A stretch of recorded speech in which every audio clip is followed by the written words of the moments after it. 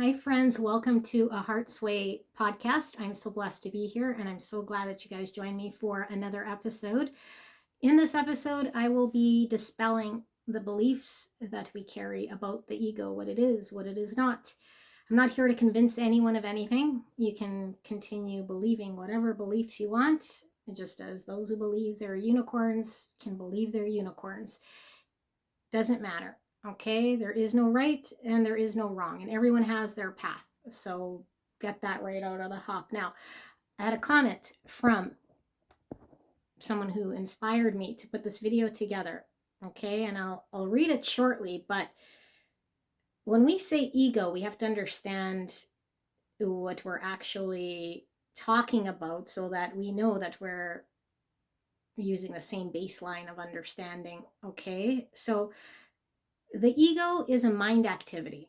The ego is identifying with a feeling, a thought, okay, and it identifies it and it creates an I.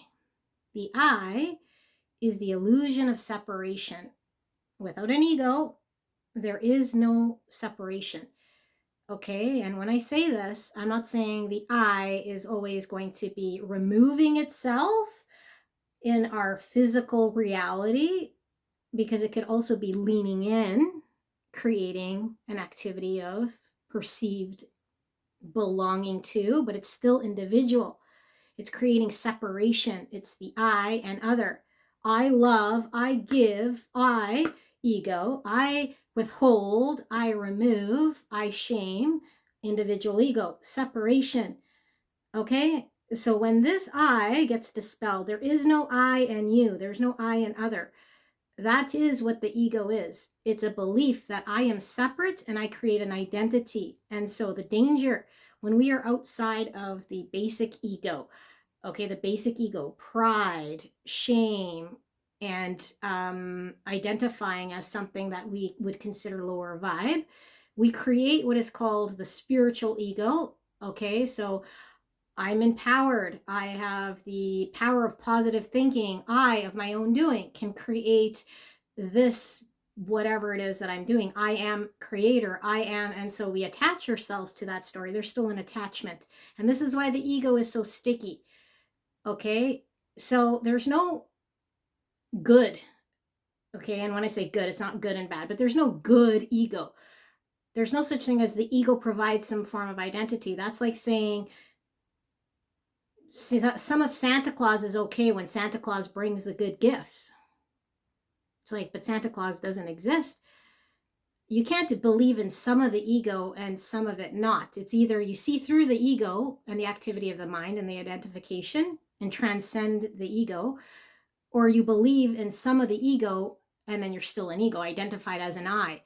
As long as you believe in any ego, you're still identified with the ego. You're still in separation consciousness. Okay, and so the only way to transcend beyond all ego is to see the ego, that there is no separate I.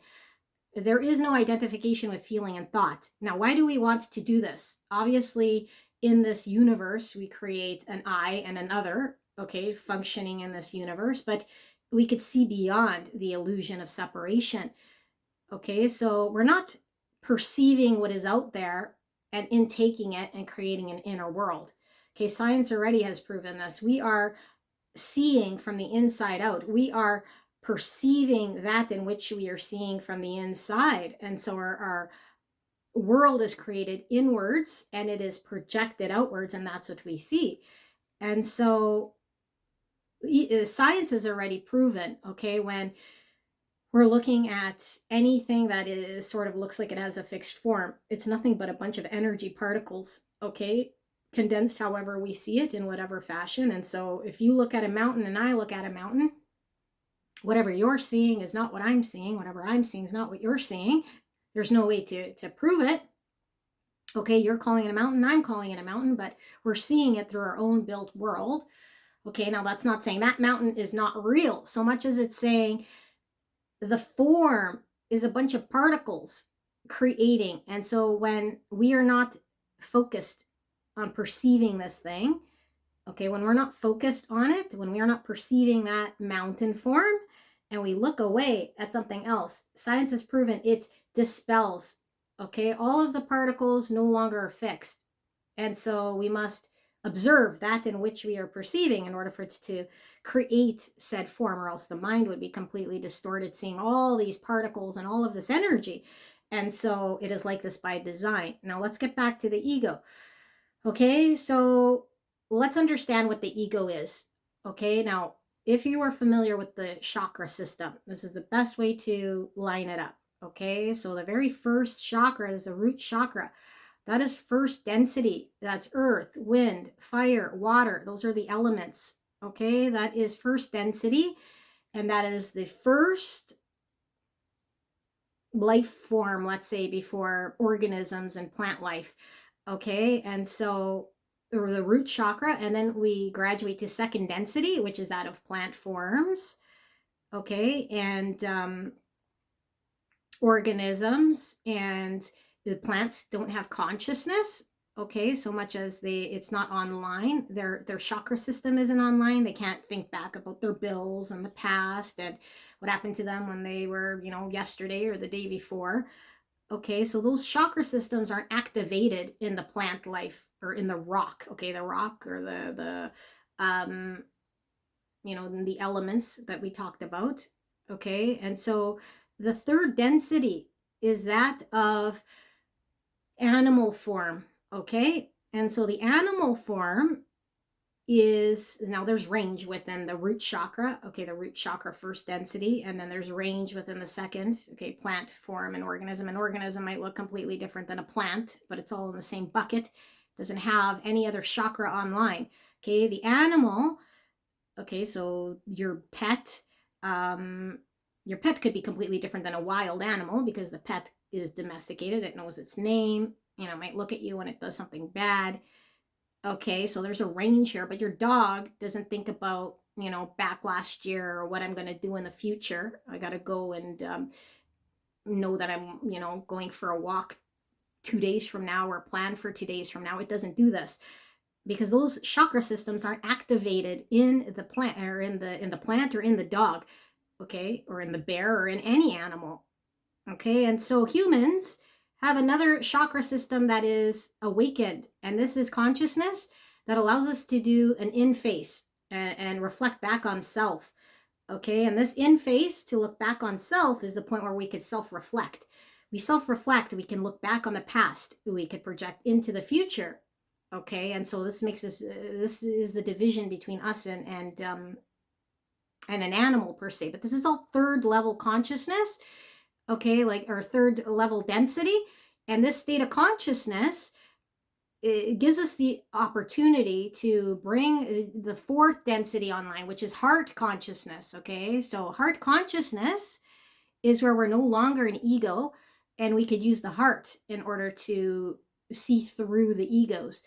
Okay, so how are we evolving as species? We're no longer chasing saber-toothed tigers, living in caves, needing it to survive.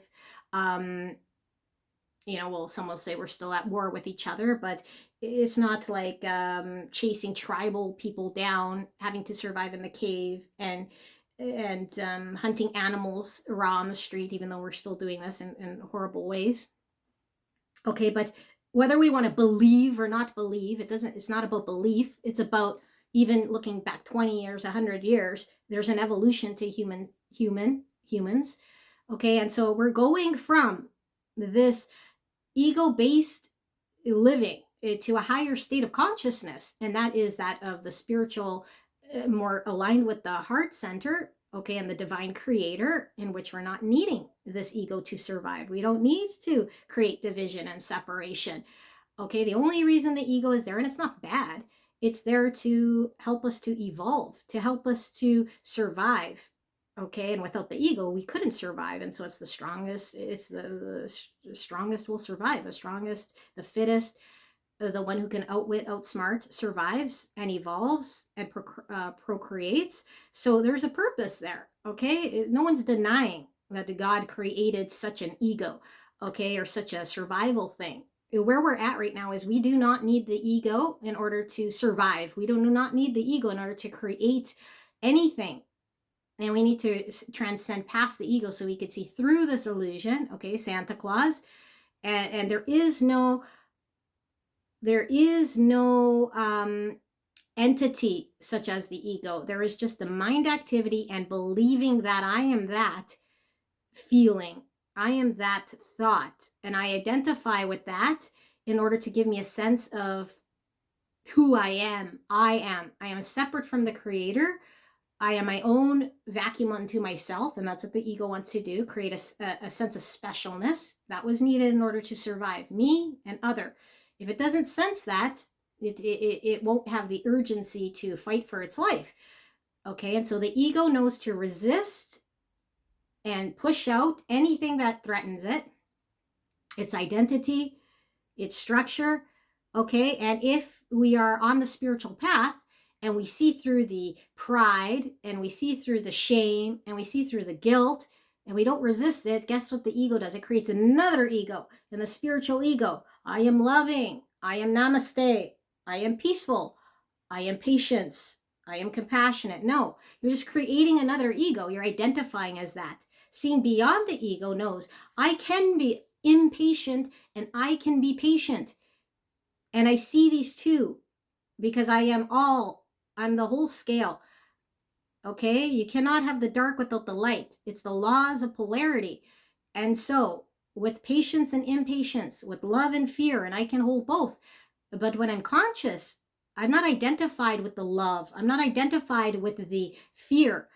I'm conscious enough to choose love consciously. I'm conscious enough to see if I'm choosing fear. It's not saying when you choose fear, you're bad, and when you choose love, you're good. That's ego identification.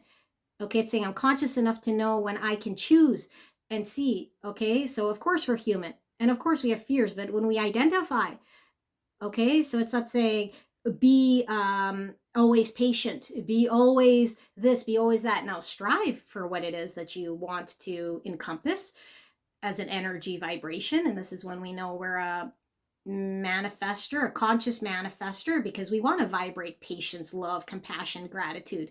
Those are higher vibrations. But we don't say, because of this, I'm no longer that, or this no longer exists within me. No, it's there. You see it, and you consciously choose it. And it doesn't mean that more spiritual people do not get impatient. To be more spiritual means I am not resisting what is in this moment. What is in this moment? I feel sadness. What is in this moment? I feel anger. What is in this moment? I feel impatient. But I'm not identified with the story. I don't get lost in the story of impatience. They did me wrong. I got ousted. I am this individual separate self, and the other created some harm upon me. No, that's not how it is. And so this comment, please remember that as souls having a human experience, it is important to acknowledge and understand the role of the ego, the role of Santa Claus, okay? The ego is not inherently negative. It serves to maintain a balance between different aspects of our being. It can also provide a sense of security and identity, even if it may sometimes lead us to believe in concepts like having a twin flame. First of all, there is no label and there is no twin flame. Okay, just like I say, there's no bird and there's no house. And you say, well, I see a bird, I see a house. Okay, but if I say, I see a bird in your mind's eye, okay, see it right now. And all of a sudden I start describing a huge eagle, okay, with this bright yellow beak and talons and a wingspan, and you were picturing like a sparrow. So when you say bird and I say bird, it's removed from that in which it is. Okay, so words are just signposts. Twin flame is a signpost. It's not an anything. It's not what it is, okay? So what it is what it is. It's just being itself. It's just the being of what it is, okay? But of course we use words. And so we'll use words like ocean and wave and tree and bird, okay? Because we're communicating with one another. And this is why we never get attached to that in my mind and my story. When I hear bird, I automatically believe the bird of my mind. I automatically believe the wave of my mind. I automatically believe the story of my mind, because now you're attached with that story of what that bird is or what that twin flame is. And so as I say, when I say twin flame, there is no label. There's no such thing other than a signpost pointing to a type of connection. Okay, and there's a bazillion different types of connections here. And so please remember, first of all, I don't need to please remember anything. Okay, so no, there's no pleasing to remember, especially in my home of the internet where I'm posting content.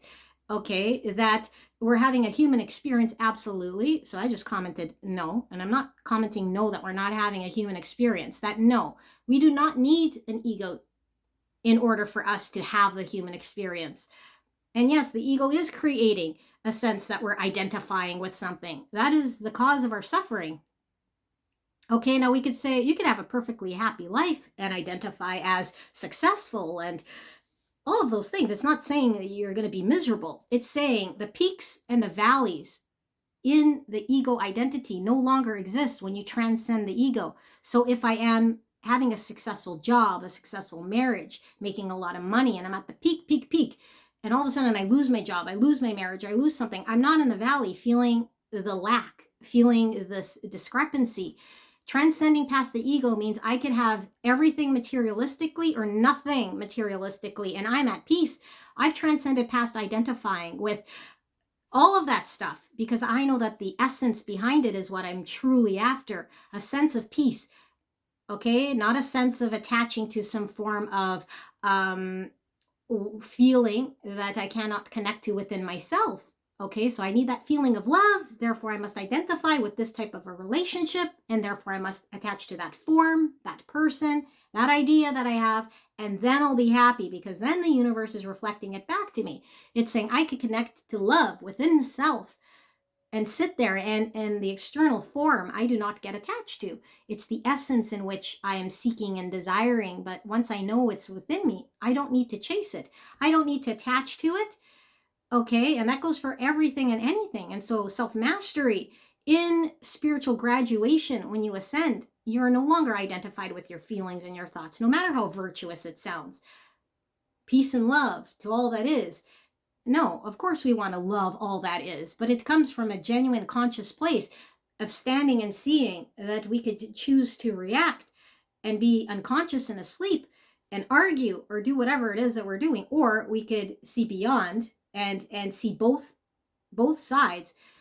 Okay, and so the heart, when it's fully online and it's no longer identified with the feeling, okay, the feeling or the thought, it doesn't think that it's separate. The heart is what gets us to move and flow with the universe. It is an experience and dance with the universe. We don't lose a sense of identity per se. We're no longer just these autonomous or automaton zombies, okay, losing our autonomy, completely like zombied, no personality at all whatsoever. In fact, when we shed the ego, what remains is our truest form of expression that comes from the heart.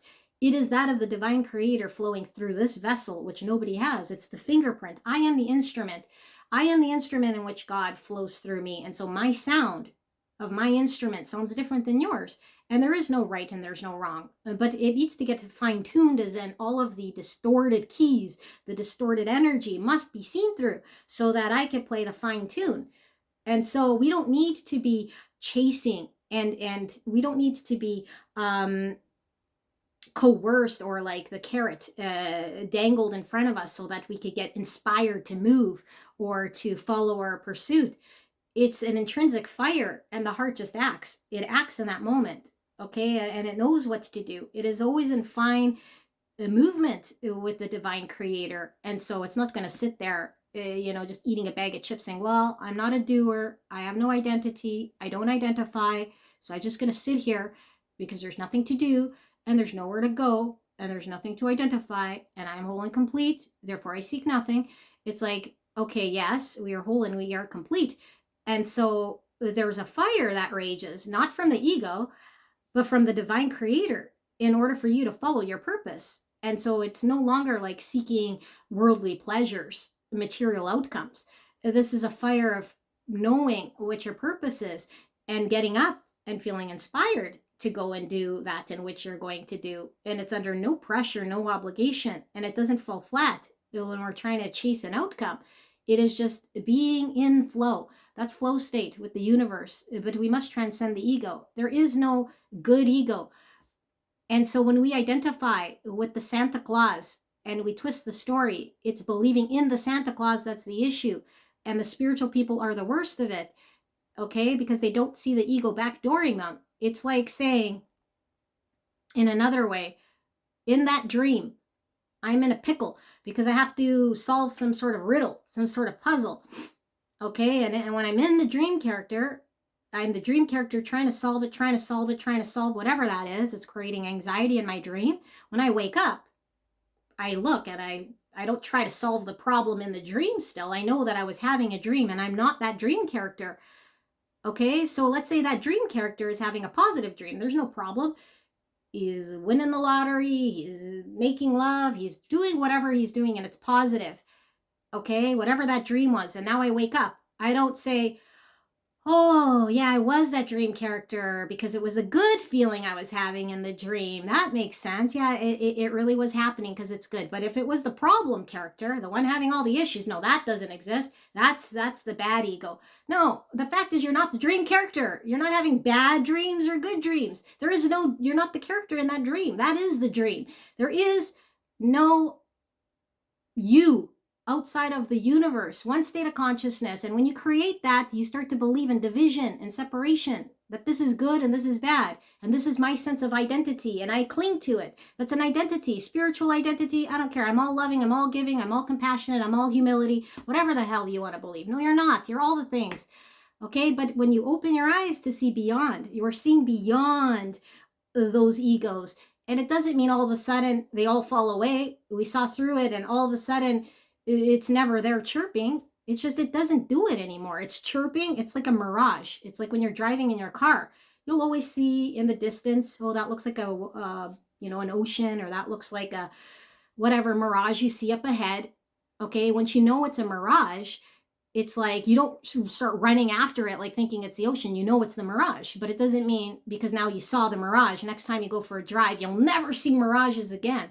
You'll still see mirage. You just know what this is a mirage. And when you get there, you're like, yeah, it was the same mirage. You're not buying the story that the ego has. The ego's trying to sell it to you. Now, why is it so attached? Because this is the final point here. And this is why people cannot move beyond this ceiling, because they still want to hang on to that little spiritual ego, the part that won't let them move beyond it. And once you blow the lid off this popsicle stand, you can transcend past the ego. That's when you have true enlightenment. And yes, it's scary, of course. Why? Because it feels like a death. It feels like a death. That ego no longer has any footing. It no longer exists. It wants to hang on to any form of identity. So it's going to backdoor you and say, I'm this type of an identity. No, okay, well, maybe I'm that type of an identity. Maybe I'm this type of an identity. And it's still alive, going from place to place, trying to hide within your psyche, telling you you're that. And then, oh, no, you transcended past this. You're no longer this hurt, shameful person trying to overcome your addiction. You're this person who's meditating every day and totally enlightened. No, you're all of those things and you're none of those things. You're just essence, pure being. Okay, and when you could see that story trying to feed you down the garden path, and when you identify with that intensity, that story, that feeling, that belief, I am this and I am that, you're not any of those things. Okay, now we're sitting in this meat suit in this body, and we're in universal flow, and so we're having an experience. We can't deny we have the experience, but how attached am I to that understanding? Okay, and so the more you peel the layers back, the more you could see through it, and the more it starts to merge in this unity consciousness, and you see that you are other and other is you, and that you're projecting out there what it is that you're seeing in your inner world. And so how thick is your veil? And how identified are you with your stories and your narrative? Because that will tell you right there and then that you're still identified with a separate self and you're not seeing through the illusion. So being one doesn't mean coming together as one, but I'm a separate self that is choosing to hug you or to love you, because we cannot totally connect to that of love when we're still separate. We cannot connect to that other, okay, in a way that's truly connecting as unity consciousness and oneness when we still believe in our mind we're separate. And as long as the mind believes it's separate, it will live that story. It'll create the division. It will act as if. And only you can see through that illusion. Only you can undo that belief. Okay? So it's not come together so that you could be loving, because you'll always be in resistance when something isn't showing in that world, that mirror. And so it's accepting all of God's creation, that it exists within us without resistance.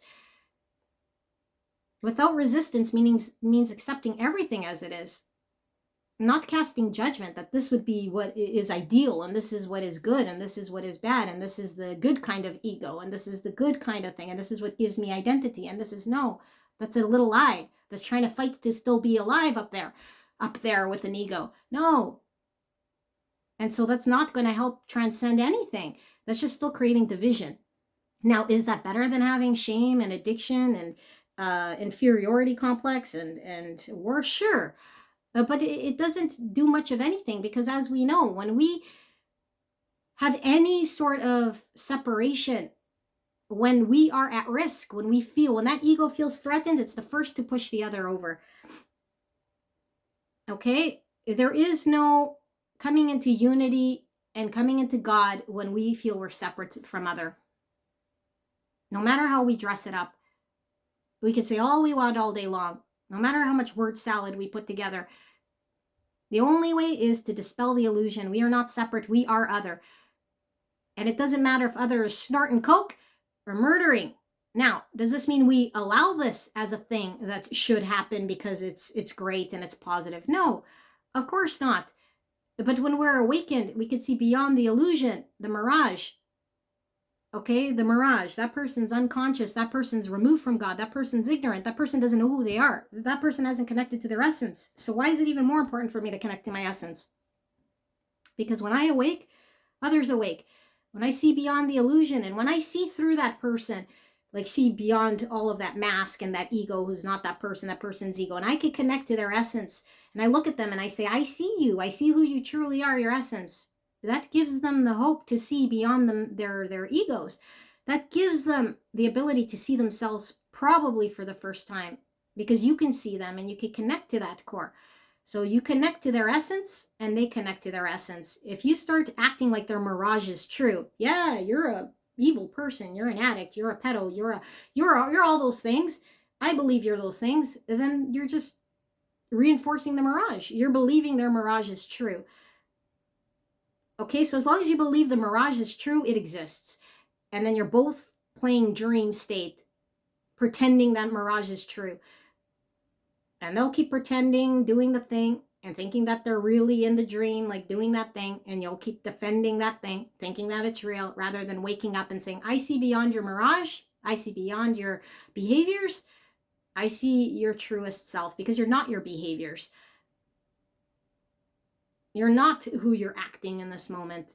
You're a divine essence, a being of God who's lost your way, who cannot see the purity within you, within this. And so this is what it means to awaken. And it's not always pretty. And you must die unto self, because to let go of that identity, that ego is like, well, then who am I? Just like that comment. The ego gives us a sense of security and identity. Yeah, exactly. Because the mind wants security and identity. That's what we're dispelling, because there is no certainty in this universe. God can all of a sudden boop you out of this universe with a boop. All of a sudden a brick falls on your head. And ego doesn't want to believe that. It wants to believe that it has everything secure and organized and identified. And there's nothing wrong with that, like I said at the beginning of this video. You want to go believe in that, go ahead. But that's like I'm saying, you want to believe in the Santa Claus, you want to believe you're the dream character, go ahead. I'm saying remove that veil for the truth. If you want to see the truth. And the only reason we would want to do this, again, like I said, is so when the peaks and the valleys aren't yo-yoing us from the highs and the lows. I'm only happy when I'm on the peak. And when life throws me a lemon, I'm spiraling. You know, it's a state of true bliss and peace to know that the divine has you, regardless of where you're at here in the 3D world.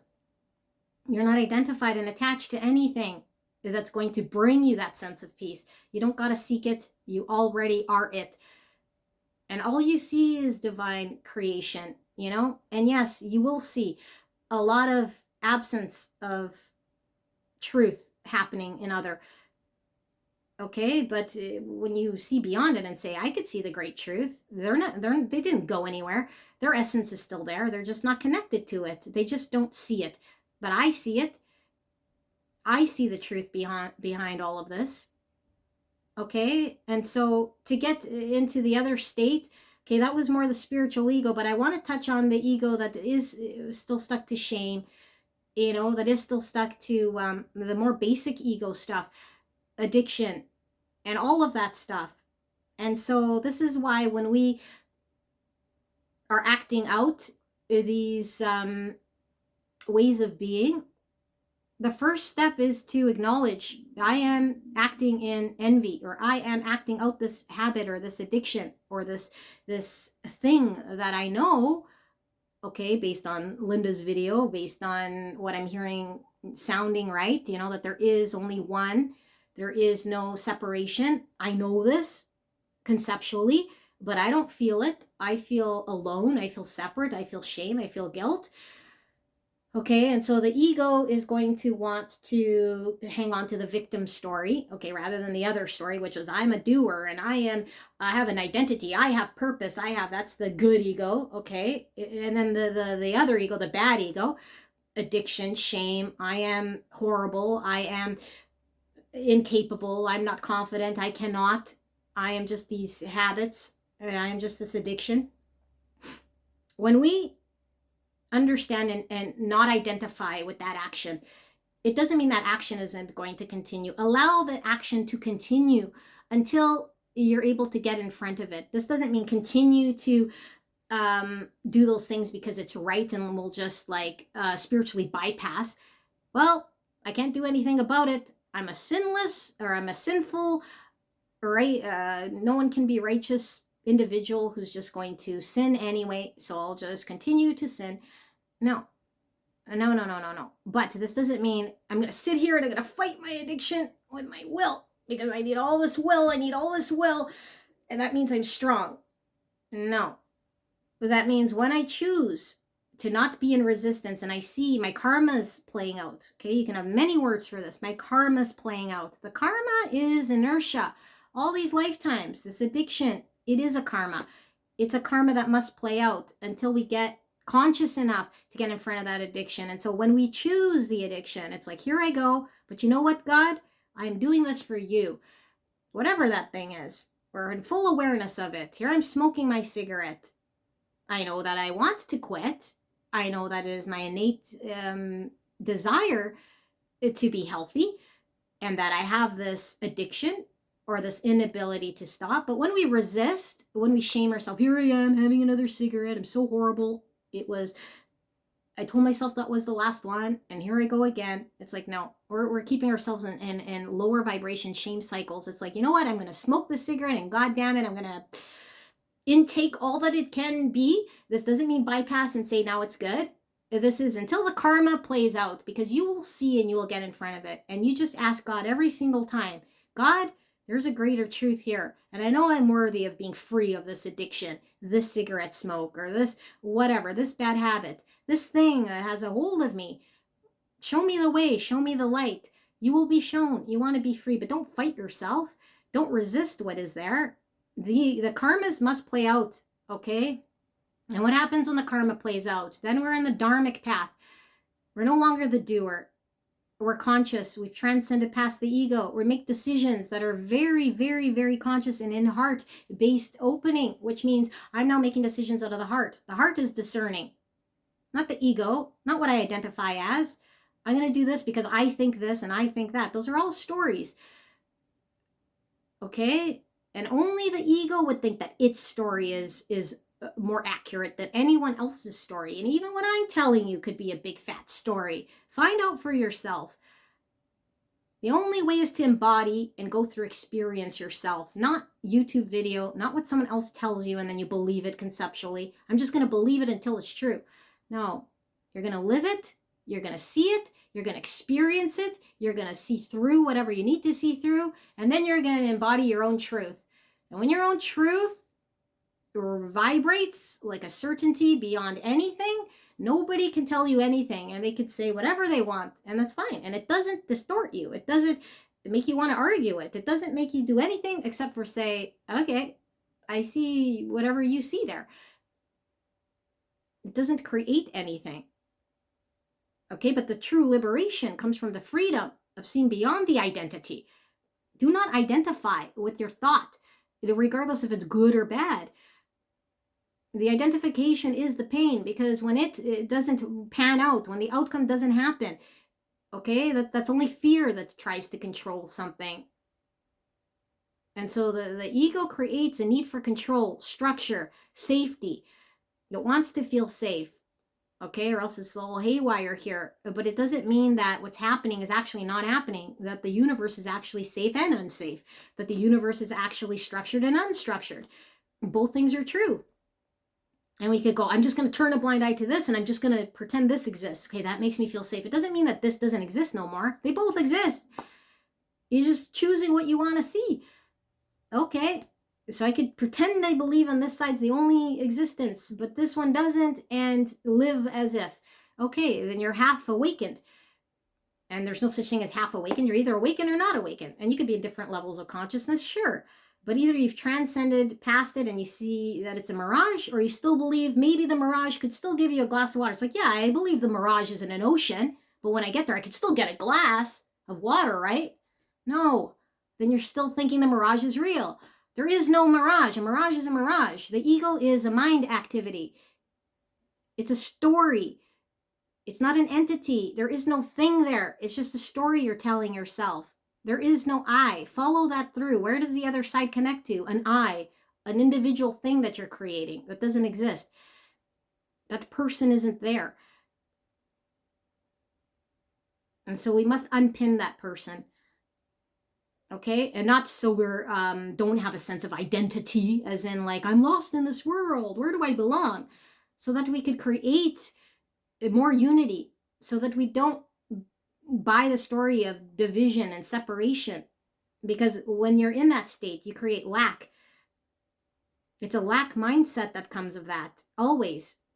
Because the universe, like I said, are two things, and when we're experiencing this thing, all we see is the lack.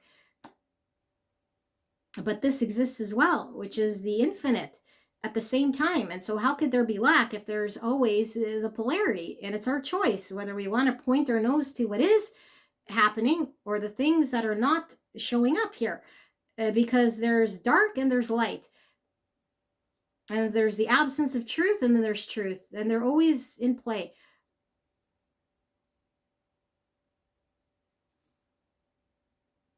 And so that's what I wanted to say about the ego. All right. I love you guys very much. I hope this helped you, and I'll see you at the next one. Bye-bye.